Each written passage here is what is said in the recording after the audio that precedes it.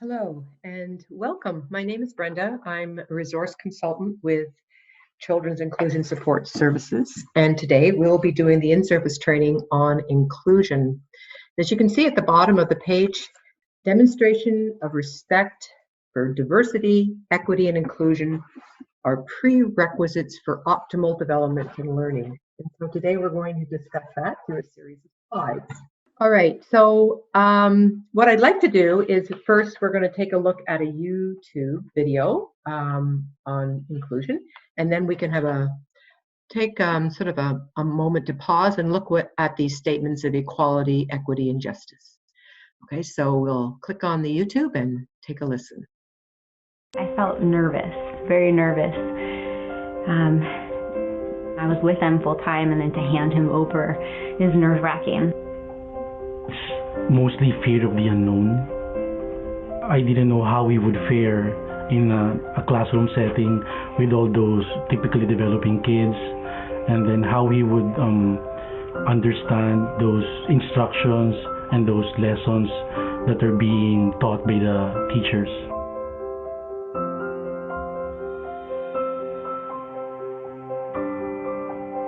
In early childhood, every classroom is an inclusive classroom.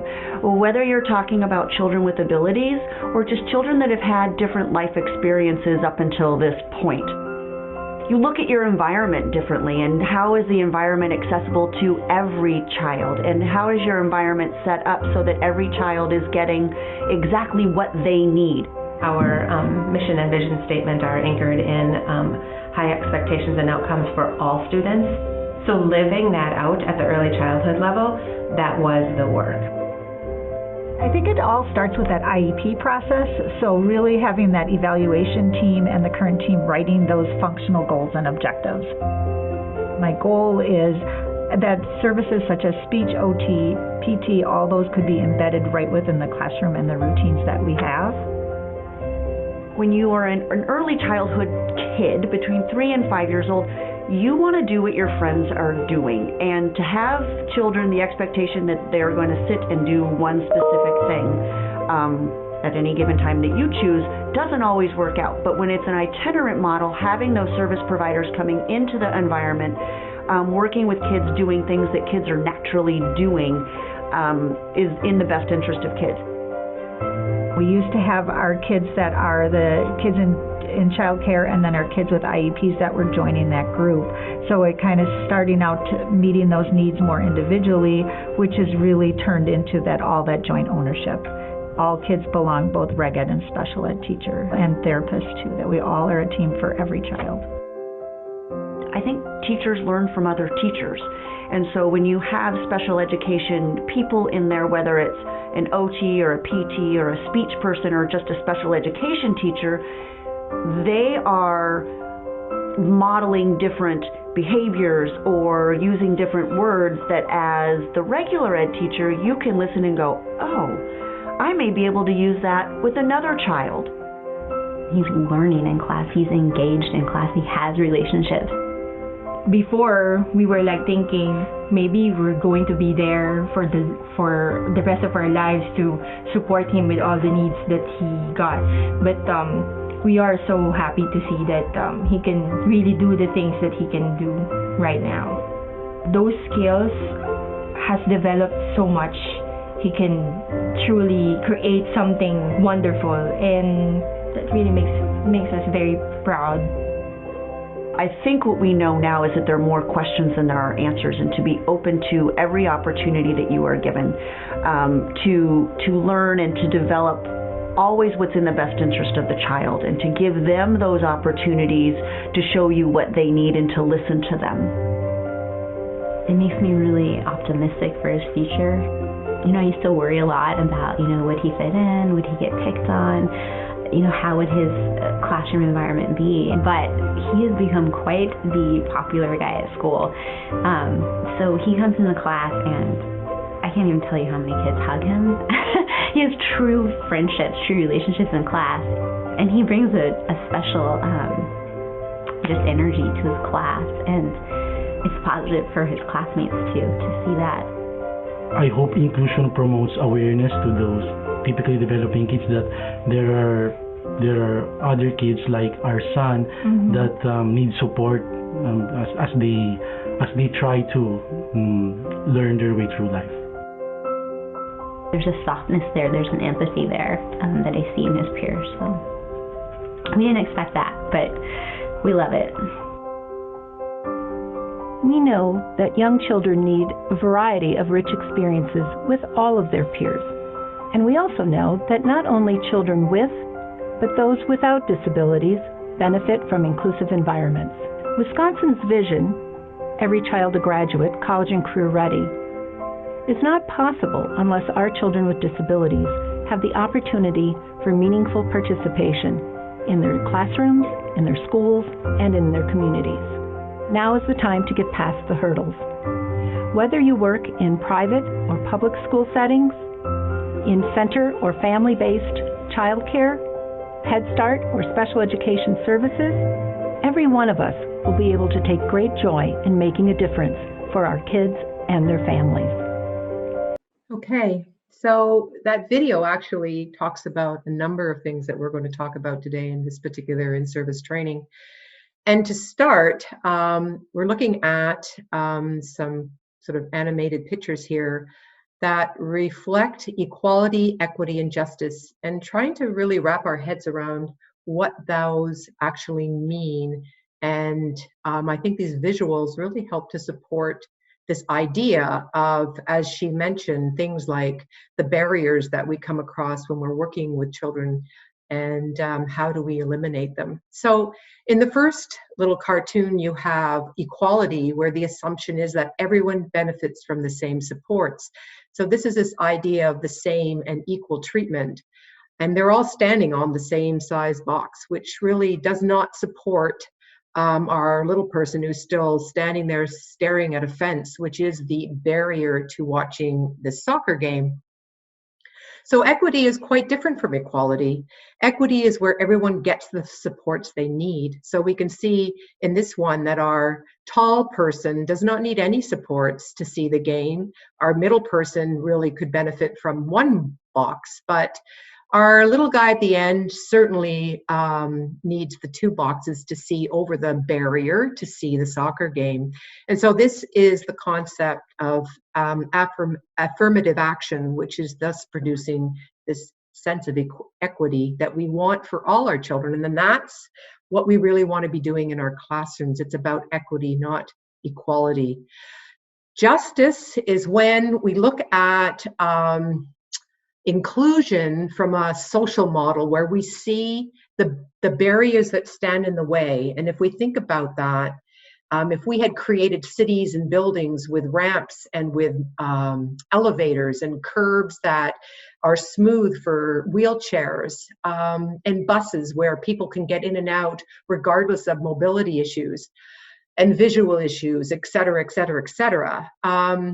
Those barriers were created by us in our society. And so we have created, in many ways, disability. So it's about a just society for all people and not for those who are able. We want justice for everyone, so regardless of ability. So in the justice picture, we have all three can see the game without supports or accommodations because the cause or causes of the inequity was addressed. The systematic barriers have been removed. So that's what we want to do. We want to remove barriers, and so that everybody benefits from what we have to offer in our early learning environments. So as we go forward, we have to stop to think about our own core beliefs and values in regards to inclusion. And so we look at things such as acceptance, and the rights and belongings are the values that foster a positive self-esteem. And being accepted for who we are and feeling that our contributions are valued is a key ingredient to feeling included. That needs to be put out by us as educators and by the center and community that we work in. Our own feelings may be signaling a belief which needs to be re-examined if we are truly to create an atmosphere of acceptance. So we come with our own core beliefs and values about inclusion. We may have a worldview of being inclusive, And it just depends on where you are on that. And so if your experience has been limited as far as being inclusive, and maybe you had negative experiences in the past, it will color the way that you move forward on inclusion. And it also about whether we feel we have the skills and strategies to support children, or are we lacking in that department?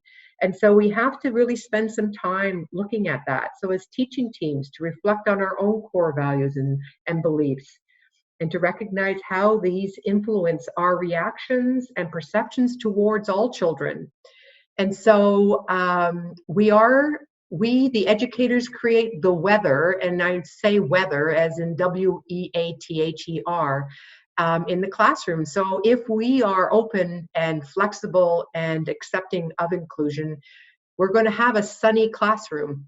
If we're struggling within that idea and we have our own worries and fears and stresses regarding inclusion, then we're going to have a little bit more of a stormy classroom with some tensions that must be addressed in order for acceptance to occur. Rights. We know that it is a right of all children to have an opportunity to go to childcare. It's in our Convention of the Rights of the Child, which we signed on to as a country. So this is a right for all children. So we need to be mindful of that. And of course, if we have acceptance and the right to go, there needs to be that sense of belonging, which is in all, how does learning happen? And so all children need to be participants and have a voice and a place, and be valued within their program. So there's a lot going on in order to ensure that inclusion is truly happening in the program. So what is inclusion? So we have our circles here, and in the middle, you can see there's 4 circles, and then we have 4 concepts: inclusion, segregation, exclusion, and integration. And now we're going to take a minute and listen to Shelley Moore speak to these. Welcome to 5 More Minutes, useful videos in 5 minutes or less that support the teaching and learning of all students. I'm your host, Shelley Moore. Today's topic is the evolution of inclusion.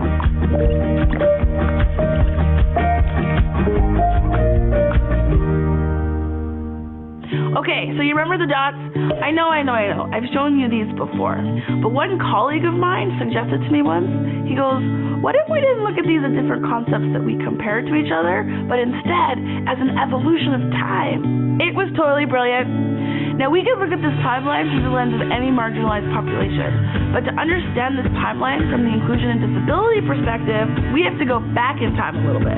Many of us know or are connected to someone who experienced institutionalization. It was even recommended to families by doctors. Although British Columbia was the first province in Canada to close down their institutions, there are still individuals living in these conditions across Canada today. The institutionalization movement is an example of exclusion. It separated individuals with disabilities from their families without choice. But the disability rights movement over the past 50 years, with the hard work of some incredible self-advocates and families, and maybe a little help from Geraldo Rivera, pushed communities to shift so that individuals of all abilities were welcomed and living in the same settings as their family and friends. This shift from institutions to communities, this was the start of the inclusive evolution. We have movement, but can we do better? Although many individuals are no longer excluded from their families and communities, they were, and let's be honest, they still are, expected to attend segregated schools or self-contained special education programs that are totally separate from the rest of the school community. And so parents started to ask some very good questions. You see, children with disabilities have siblings without disabilities, and families wanted all their kids to have equitable access to community-based education together. Kids started to be integrated into classrooms with their peers. They're in math together. They're in gym class together. They're eating lunch together. Kids are together. This is better. The shift from segregated to integrated schools and classrooms, this is the next step in the evolution of inclusion. We have movement, but can we do better? Well, this is where things get tricky, because integration, it doesn't take long to realize that just being together, it's not enough. Although in the same classroom, students with disabilities are often just that. They're physically in the classroom. They may sometimes have parallel activities, but mostly it's loosely connected classroom tasks. Now, you don't need me to tell you that just physically sharing space and time is enough to make you feel like you belong in a community. I mean, come on, there are Disney movies made about this. Breathing the same air is not enough. Do you remember the Titans? I do. The evolution from integration to inclusion is now the topic of many conversations in communities and schools around the world. How do we support individuals to be meaningfully included and not just physically integrated? It's not just about where kids go in their day, but why. What is the purpose to the places that they go? It's now school-based teams and staff that are asking questions about how to do this. How can we support purposeful and meaningful placements for kids with disabilities? In inclusive classrooms and schools, students aren't just present, but they have roles and responsibilities in their classrooms and also meaningfully connecting to their peers. This is inclusion. So there you have it, my friends. A brief history of inclusion in about 5 minutes. If this is interesting to you, though, definitely investigate your local history as well, because every community is in a different place in this journey, and it's so valuable to know where we've come from. The other thing, though, is looking at these visuals as a timeline. It really helped me to shift my own thinking from which bubble am I at or not at, and shift to more about where are we now in our inclusive journey and what's our next step. All of a sudden, the goal of inclusion becomes action-oriented and just feels so much more possible. We may not all be at the same place in the journey, but we can all move forward. We can do better. And so this is the question I'm going to leave you with today. Can we still do better? Do you think there's another evolution in inclusion? What might that be? How can we inch even more forward to make inclusion endemic? Thanks, Geraldo.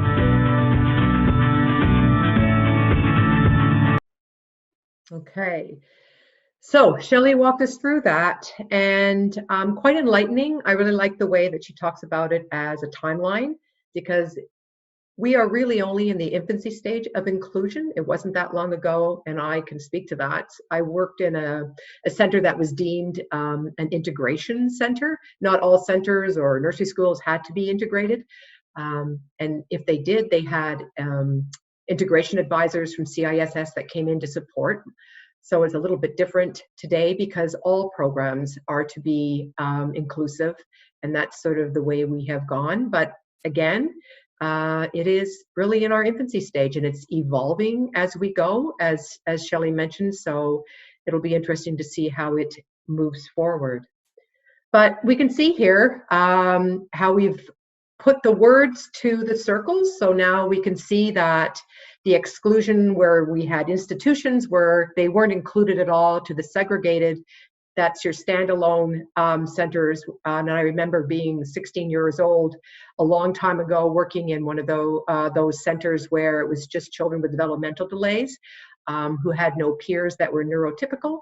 And so that was quite overwhelming as a young person being in that program, because having never had the experience of working with children with developmental delays or any type of disability.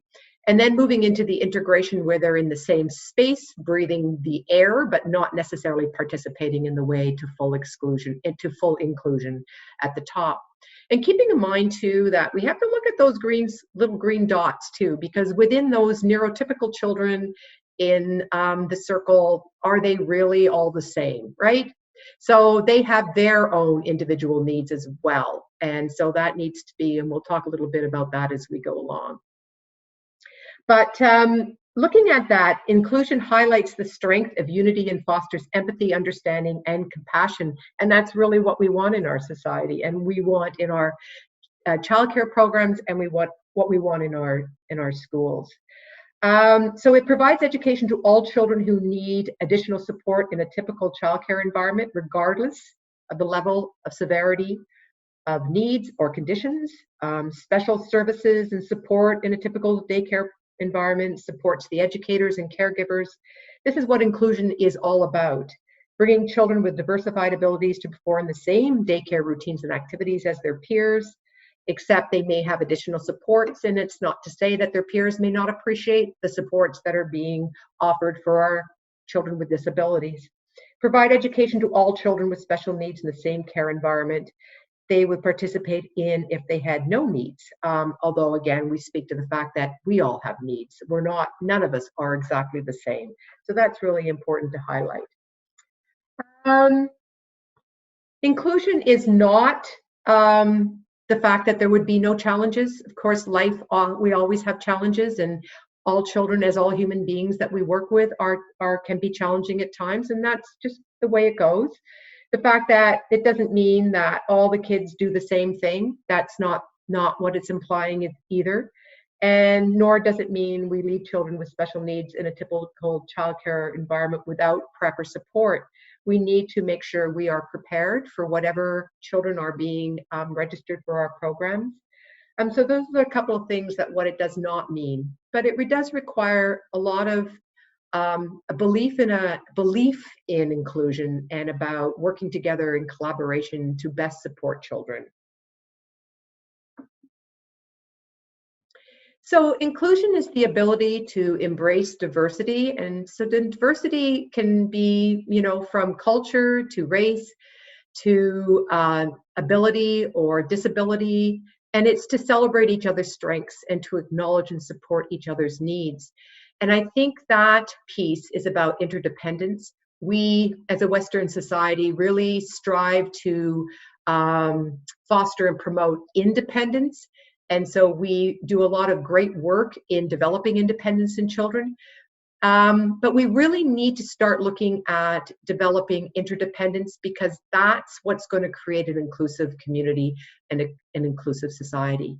So that those with strengths in this particular area can support those who are learning those skills. And we work together, and we all have a different strength or skill set. And so we can help each other. So we're interdependent. We need each other, and that's what that's all about.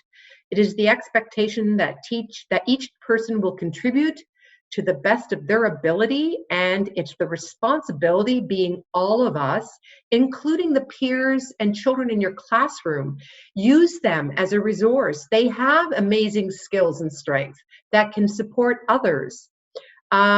To create the space and time and energy, environment to ensure each person has the opportunity to reach their full potential. And that's what we want, but we have to tap into all resources. And I don't know if we tap into the children and each other doesn't necessarily mean just as educators, but we need to tap into the children to support each other as peers.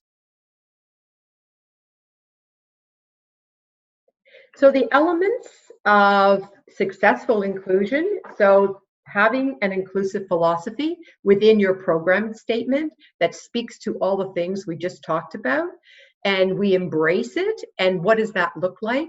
And to make sure everybody's on the same page and they feel equipped to take it on and supported and understood and heard in having those conversations and developing that program statement that puts a clear message out to the community and to families about what they believe as far as what inclusion is.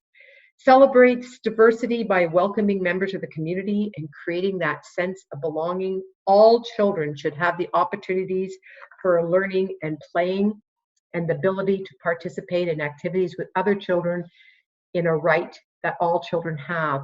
And this goes back again to the barriers that we have put in place to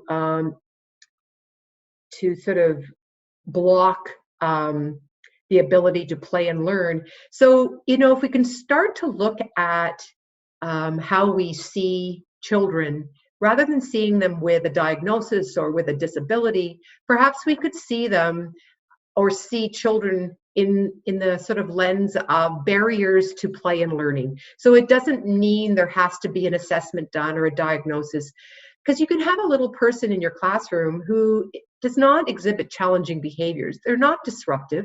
They don't have a disability, and yet they wander through your program and never seem to engage with anything. They never seem to know how to interact with another person. They are struggling with barriers that are invisible to us, and we struggle to see what it is they need from us for support. So if we can just sort of look at it that way, then we can work with that little person and figure out why they are not initiating some sort of play activity. Why are they not taking something from the shelf and engaging with it? What is hampering them to be a participant in that classroom? So I try to think about it that way rather than just in a diagnosis or a special needs or a disability kind of lens. Awareness. Have positive attitudes and perceptions towards families. They are the expert of their child. They know their child best. Flexibility, creativity, and an attitude of acceptance reduces those barriers to inclusion. Collaborate. So based on respecting and helping each other, working with families, seeing the parents again as experts, being responsible for sharing between parents and the teaching team, communities, organizations. That's our role in the classroom. Having the knowledge and expertise. We want to be able to access resources. There's so many resources online for us in order to get more knowledge about whoever is in our classrooms. Willingness to enhance knowledge about specific disabilities per se. But it is also out there for us to acquire if we want to. And look at the possibilities for children to succeed. Think outside of the box, explore strategies, and most of all, have a relationship with your child. If you don't have that foundation, that relationship, it's really hard to implement strategies because you need to know their interests, strengths, abilities in order to proceed as far as support. So know your children well, develop those relationships with them. Back to barriers. What are some possible barriers to inclusion? Well, they could be accessible space for children with physical needs, children who need walkers or wheelchairs. It could be lack of experience and knowledge. It could be challenging to meet all children's needs because of the increased enrollment of children with higher needs. It could be wait lists for supports, therapists, enhanced support staff, formal diagnosis or assessments. These are all potential barriers to inclusion.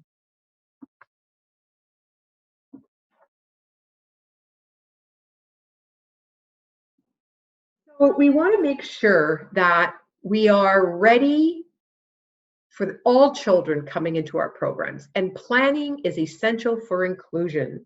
So we want to invite the child and parent to visit the ELC or the learning environment. We want to make sure we have detailed intake forms with appropriate questions to ensure that we're getting all the information we need to support this child. So it's about those face-to-face conversations with parents and walking through what a day in the life looks like for them, and sort of highlighting, seeing where maybe there might be some challenges in the childcare learning environment. We need to discuss planning and prep for the child, to start the child. What do we need? Visuals? Do we need visuals for this child? Do we need some special chairs, walkers, something that this child's going to need to best support them in the classroom? Identify and acquire training. What training does our staff need to support this child in the program? Discuss any resources that the provider or teaching team will need to support them. Have conversations with the team prior to the child starting. What are we anticipating? What is this going to look like? What can we do? Identify all agencies and professionals that will be supporting the child. Think about an individual support plan right off the bat that you can put in place while you're waiting for a little more expertise from the therapists or community helpers that can come into the program. So all this planning is really essential before the child starts in the program. Inclusion is in all aspects in the environment. So physical space, how your room is set out, structures and transitions, what's that going to look for these for these individuals with some skill deficits, teacher responses, how do we do empathetic responses and acknowledging, building relationships, and the programming. How do we get our children to engage in the programming that we have to offer? What is it about our program that maybe not be meeting the needs of the children or the interests of the children? And as if you've done any module training, you can see all 4 of these are separate module trainings that your program can access at any time. Physical space. So when we think about physical space, we have to think about accessibility. So would it be like ramps, adapted chairs, appropriate size furniture? The organization of the room, is it clearly defined space? Is there a consistent layout? Does it make sense? Is it going to work for the children that are in this program? Adaptations, do they need blocks to put their feet on? Do they need some weighted snakes or lizards if they're feeling a little bit jumpy? Do they need a trampoline to do some body breaks on? Do they need some fidget toys, calm down area, spring-loaded scissors? What kinds of adaptations can we put out there for them? Do we need visuals, reminders about expectations, show where boundaries are? These are all very important when we consider our physical space. Structure and transitions, is it consistent? Are the team consistent with implementing the strategies with minimal change to routine? Predictable, visual schedules, social scripts, first then statements that we're using, choice boards. Are all those in place and being used consistently by all the teaching team? Transitional cues and warnings, are they individual? Are they group warnings? Is there ways to cue children in to get their attention? Songs, visual timers, all of these things are available. Limits and expectations, we have to build team consensus on what that's going to be looking like. Clearly defined expectations, and then teaching the children the expectations.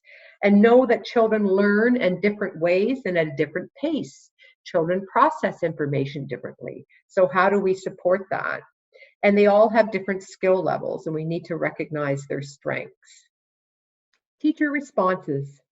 So we have to be positive in our attitude when working with young children, and we need to focus on their strengths and not on their weaknesses or deficits.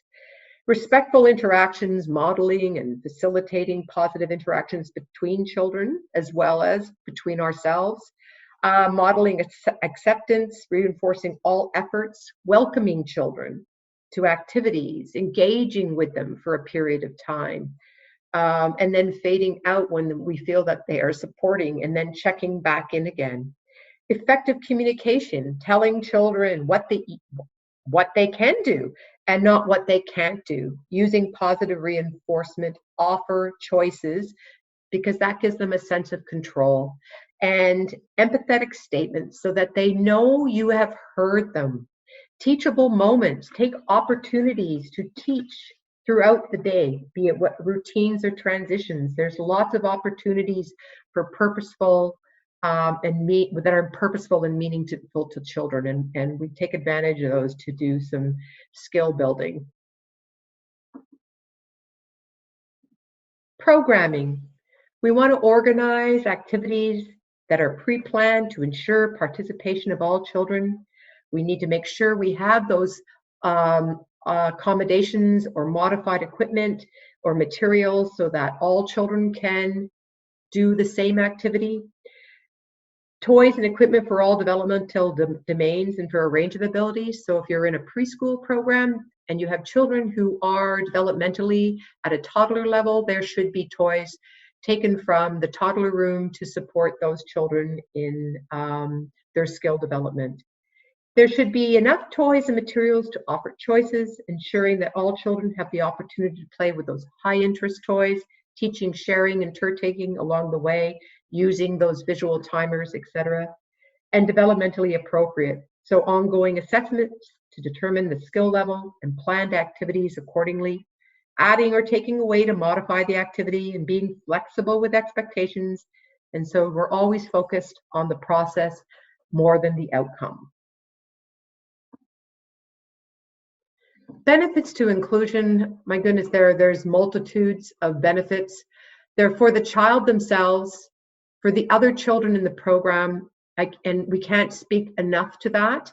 The more positive experiences children have with others of all types of ability, the more apt that they will have an inclusive lens as they grow and become adults. And for parents and guardians, as well as for the teaching team, we all will benefit from full inclusion in our programs. So for resources, we have Shelley Moore is excellent. I would recommend you go on and check out her YouTube and her blog, as well as the CISS library offers as well an opportunity to provide lots of books and resources for you to take out. So I thank you for participating and viewing this in-service training, and we'll see you again another time. Thank you.